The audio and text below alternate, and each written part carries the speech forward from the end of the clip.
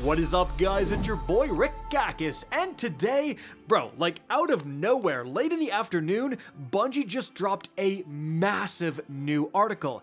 It's the preview for the upcoming Sandbox update in the Ash and Iron major update for Destiny 2. So we have a ton of buffs and nerfs for archetypes, perks, weapons, exotic weapons, and more, and so let's get started.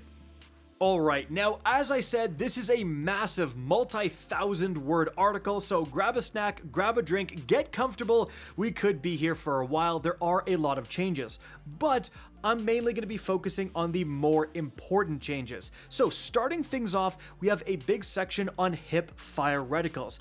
Essentially, Bungie says various hip fire reticles and hip fire reticle elements have been updated with certain goals in mind so that you can be in hip fire mode and more easily see, for example, if you're using a certain exotic that gets an effect, you can see that effect happening just in the hip fire reticle. So we have a bunch of changes here, like the positioning of perk active indicators, pips, charge meters, and the Tex Mechanica horns will adapt in size based on your primary reticle, like due to FOV, bloom, etc. You can see a lot of the changes here.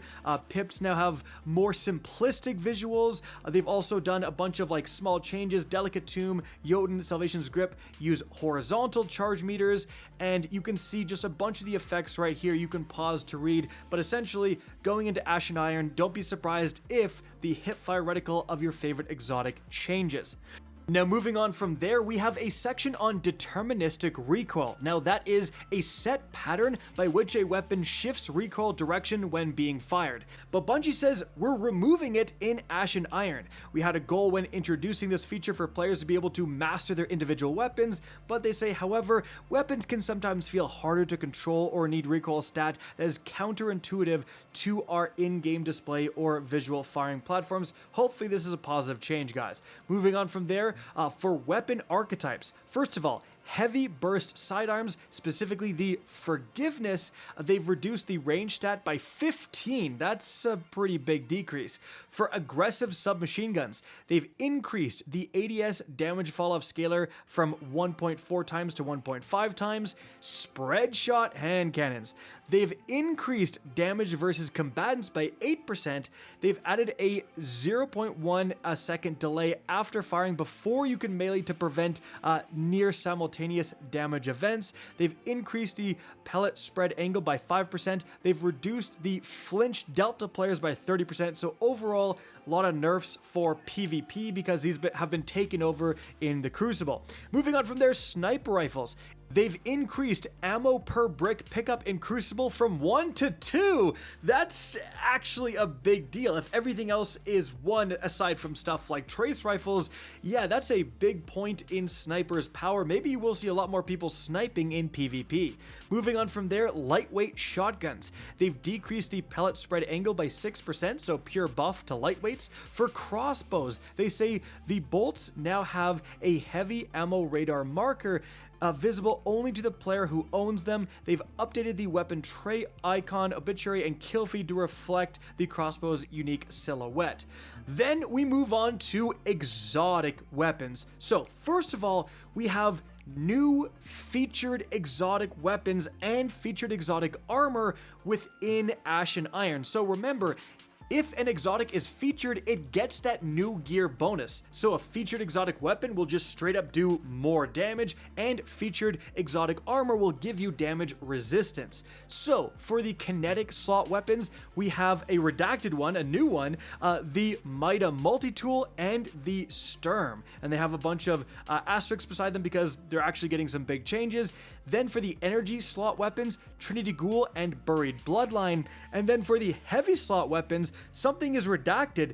So there's 2 new exotic weapons coming in Ash and Iron? That would be crazy. Then we have the Darcy, the Heart Shadow, the Sleeper Simulant, and the Tractor Cannon. So, moving on to the individual exotic weapons, the Mida Multi-Tool is getting a massive overhaul, guys. So it has a brand new trait called Mida Software Package. Getting enough kills with Mida Multi-Tool now provides various buffs and an incremental PvE damage bonus after reaching certain thresholds. So, Stage 1, 25% faster handling and ADS speeds, 5% more PvE damage. Stage 2, 15 range and stability, 5% PvE damage. Then Stage 3, 15% more aim assist and magnetism ranges, 5% cone angle, and 5% PvE damage. Maybe that's 5% more PvE damage every time. But regardless, for Stage 4, shots detonate on impact. So if you get enough kills with your Mida, it'll just get better and better and better, and eventually you'll have explosive rounds on your Mida. That's pretty interesting. Then kills with weapons that have the Mida synergy intrinsic also grant progress towards these buffs. Primary ammo Mida synergy weapons grant progress at a rate on par with the Mida Multi-Tool. On death, you regress to the beginning of the previous stage. The radar while aiming function has now been moved to the intrinsic. Then for the catalyst, they've replaced no distractions with a brand new catalyst, so while an enemy is within close proximity and Mida Multi-Tool is in hand, you are granted enhanced radar resolution and improved reload. And this buff lingers for a few seconds once the enemy are no longer within close proximity, and they very slightly increase the movement speed bonus. Now moving on from there, we also have a massive rework to the Sturm exotic hand cannon. So, Storm and Stress. Rapid kills with Together Forever weapons within 3 seconds of each other now load extra Sturm overcharge shots. So primary ammo Together Forever weapons load even more Sturm overcharge shots.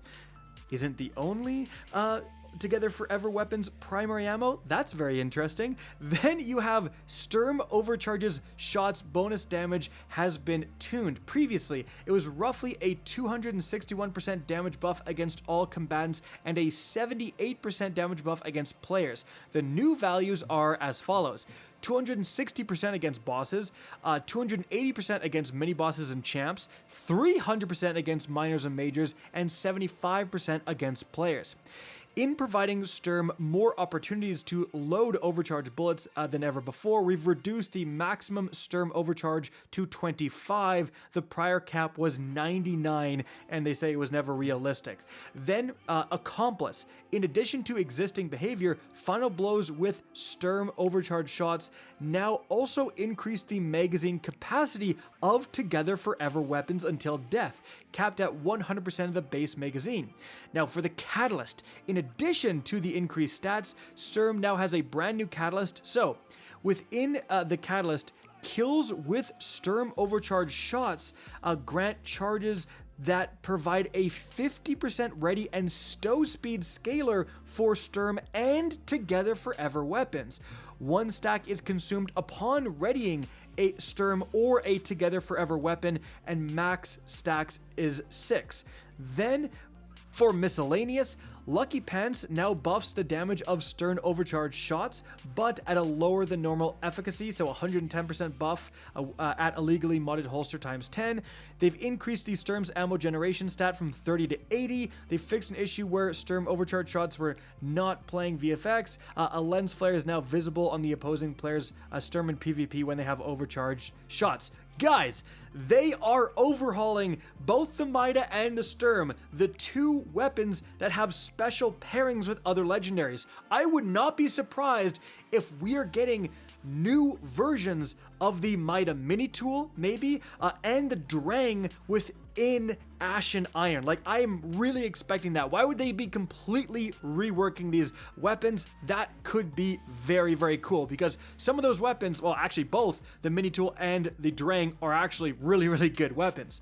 Moving on from there, Ariana's Vow. A lens flare will now be visible on opposing players' Ariana's Vow in PvP, so you can see they have it. Then the Graviton Spike has been taking over the Crucible. They've reduced the time to gain and overcharge shots from 20 seconds to 7 seconds, and they've reduced the time to gain Temporal Alignment Catalyst buff from infinite to 7 seconds.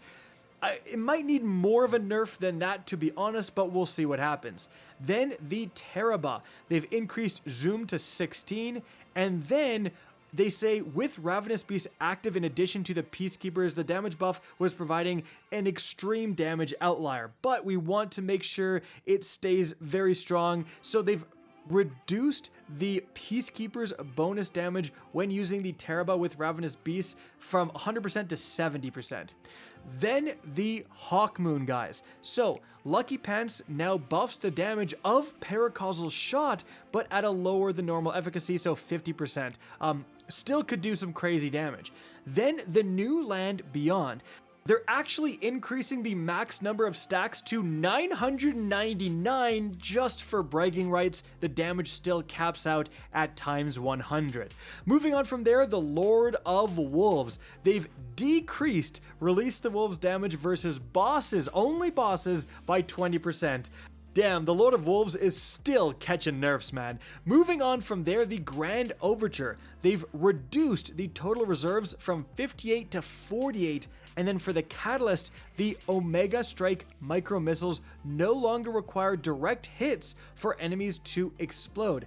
Enemies killed by its blast radius will now also trigger the explosion. Still, the overall reserves nerf is gonna hurt it. Moving on from there, the Queenbreaker. They've reduced damage versus bosses by 8%. No! They've reduced the decreased charge rate via combat sites by 15%. So Queenbreaker, the DPS monstrosity of linear fusion rifles, has been nerfed. Unfortunate. They then say for the Outbreak Perfected, Barrow Dyad, and the Hierarchy of Needs, all of these were just getting insane amounts of super because they have so many projectiles and things that are hitting, right? Like Outbreak is hitting a boss, and you have every single nanite hitting a boss because it's doing so much instances of damage, it rockets up your super. So for all three of these weapons, they're simply reducing the recharger super contribution of the different effects. So all three of them are not going to be getting you quite as much super as before.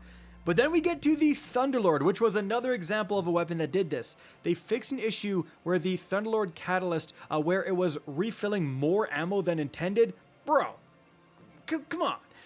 Then we've got the Whirling Ovation, guys. They've increased the rate at which anticipation builds. They say a fairly optimized damage rotation utilizing Whirling Ovation should see the anticipation meter fill time decrease from about 10 seconds to about 8 seconds. Interesting. So that's the exotic rocket launcher from the new raid, the Whirling Ovation. Moving on from there, guys, weapon perks. So, Burning Ambition. They say overall we're happy with how Burning Ambition is landing, but this perk uses some fancy new tech to make it easier for us to build and maintain these kind of perks. And in some cases, the enhanced version of the perk would not provide a decrease in the number of shots to activate. So you can see they're doing a bunch of stuff here, but every single thing they're doing is just gonna make Burning Ambition just a little bit easier to activate, guys. Moving on from there, enhanced perk improvements. So they say they're kind of re-looking at a lot of perks and the effect they get when you enhance it to more align with the original concept of the perk. And the best way to explain that is just by looking at the first change here. So for enhanced Dragonfly, all these perks, we're talking about the enhanced version, they've removed the +5 reload speed and they've simply added 10% damage to the explosion. I think this is an awesome change, and it makes a lot more intuitive sense. Like, enhanced Dragonfly does a bigger explosion, a more damaging explosion. Like, that, in my mind, makes a lot of sense. So, we continue. Cluster Bombs. They've removed the +5 blast radius and added 10% more damage to each cluster bomb. This is a very big deal. This might completely change what god rolls and weapons are meta. So, Reservoir Burst. They've removed 5% +5 stability. They've added +10% to enhanced shot damage. Massive change. Then, Magnificent Howl. They've removed the +5 reload speed. They've added +5% damage to each enhanced shot. Eye of the Storm. They've removed +5 stability, added +10% effectiveness to Eye of the Storm benefits. Flash Counter. They've removed the inventory size. They've added +1 second to the disorient time. For Chain Reaction, removed inventory size, added +10% damage to the explosion. So that one is interesting. Again, it's more in line with the perk, but removing the inventory size is going to remove the ammo stat. And so a lot of, for example, Mint Retribution God rolls were actually looking for Chain Reaction so they could swap to it to gen ammo if they needed it. Moving on from there, Headstone. Removed the +5 stability, added precision kills always generate a large stasis crystal. These are big changes, guys. Chill Clip. They've removed the +5 stability and added players can create slowing detonations from a lower percentage of the magazine. Wow, if you can like get Chill Clip active with one less shot with certain weapons, that is a huge deal, guys. For Hatchling, remove the +5 handling. Added, there's a chance to generate 2 threadlings instead of 1. Again, these are like really, really big power increases for these perks. I am really surprised to be reading these.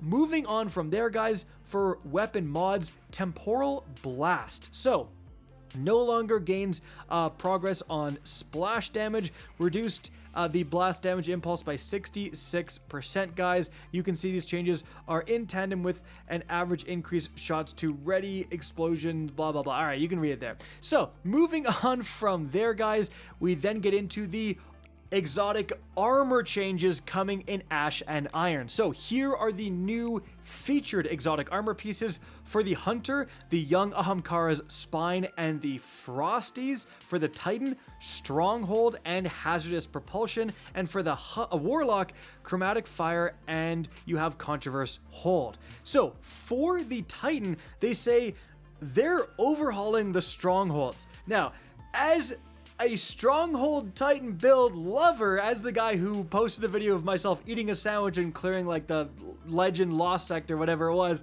I love these things, man. You could do some super cheesy things with them, so hopefully they haven't changed it too much. So here's what they say.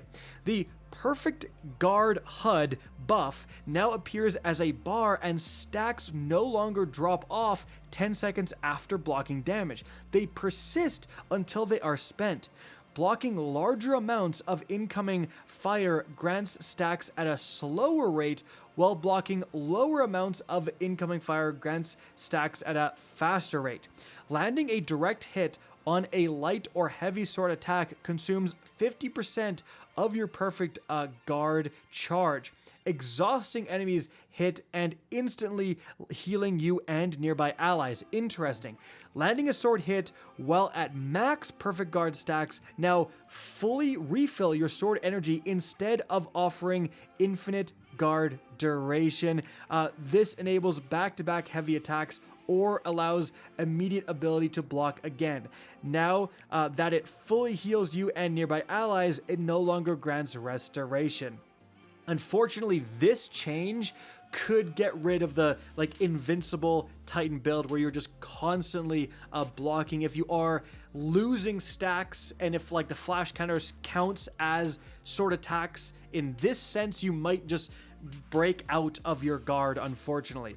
Anyways, they say gradually gain up to plus 50 guard resistance and 50 guard endurance based on the number of perfect guard stacks instead of the previous 100 guard resistance, meaning you'll be able to build craft with your sword perks a bit more to maximize your defensive or offensive prowess. Don't pretend like this is a build crafting thing, Bungie. That's a nerf. You gain 30% damage resistance for 1.5 seconds upon exiting Sword Guard instead of gaining resist ×4 while blocking. This is now a generic source of DR that can stack with other sources of resist. Walking speed while guarding with a sword is now increased when moving in all directions instead of only forwards. So I think this is a response to the invincible Stronghold build where you literally could not die in a lot of circumstances because of the new sword perks that deal damage. This could be an improvement overall for the strongholds. It does seem to be offering a lot more offensive capabilities. Again, 30% more DR that can potentially stack on top of Woven Mail and stuff is kind of crazy, but we'll have to wait and see. Moving on from there, for the Hunter, the Siderachny's Facade. So here, while Woven Mail is active, it will now also return health on defeating an enemy. That's pretty darn cool. Then for the relativism, they say the unintended patch note. They say, while updating Siderachny, we begin to investigate some adjustments to the Spirit of Siderachny perk to balance it a bit against other options on the exotic class item. We concluded this change was premature, but we were unable to fully remove the change before this patch was locked. So here's what's happening. The duration of Woven Mail provided reduced from 10 seconds to 6. This will be reverted in our next available patch. So basically, Siderachny is nerfed for about a week or two, and then it's going to be back up. So they're just kind of giving us the heads up. Moving on from there, for the Warlock, Chromatic Fire. So here's the changes. The detonation radius on precision kinetic final blows increased by 36%. It no longer applies keywords based on the equipped super, and non-precision kinetic final blows also produce a detonation.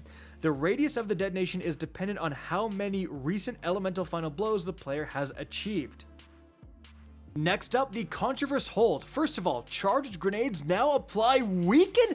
That is insanely good, dude. Every time I'm running a Controverse Hold build, or at least when I would back in the day when they were meta, I'd always be using that stupid fragment to get weaken that would take away 20 discipline, or 20 grenade stat, I guess, these days. So automatically granting weaken, that is massive. That is huge. Like, I'm going to be running the Controverse Hold. I am 100% going to make a build just because of that change. Like, automatically gaining weaken when you're using your grenades that, remember, are recharging super fast, that are boosted to the gills because you've held them. That is a huge change.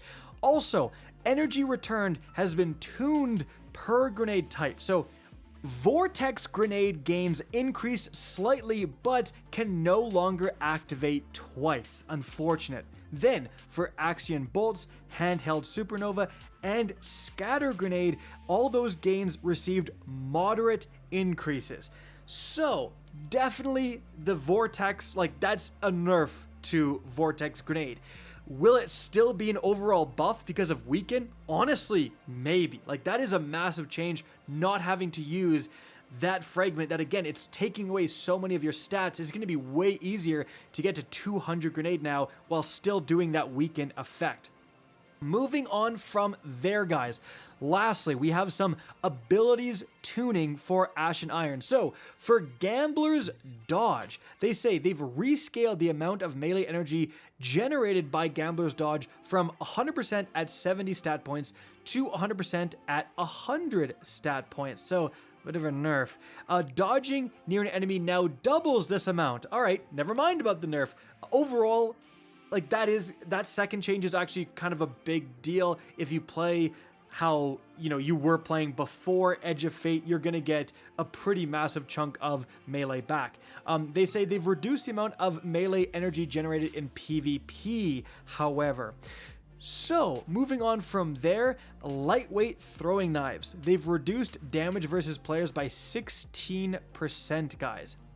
Then, in general changes for Woven Mail, they say in order to fix an issue with the Warlock's new Weave Walk behavior, we're making a change to Woven Mail application to make the duration no longer reset the original Woven Mail's source's max duration. So Woven Mail application no longer resets the duration to original source duration. Interesting. Then for stats, they say that the stat damage bonus no longer increases self damage. Okay. Then for melee and grenade stat damage bonuses, they no longer apply to melee and grenade done while in super. Super stat continues to increase melee and grenade damage in super. Okay, interesting. Then they fixed an issue where the class stat energy benefits were not scaling smoothly between increments of 10, And finally, they've corrected an issue where the upper end of the mobility stats benefits were set to low, resulting in mobility boosts like athletic mods appearing to grant less mobility than intended. Guys, there you have it. Some big changes, certainly some big changes to the meta coming when this update hits. I hope you enjoyed this video and found it informative. If you did, please remember to help me out by simply rating and especially sharing this video. If you guys want to see more Destiny 2 content similar to this, don't be afraid to slap that subscribe button. If you want to get in touch with me and keep up to date with the latest channel activity, the best way is to follow me on Twitter at RickCacus, that is linked in the description down below. Again, I hope you enjoyed the video, and as always, have a good day.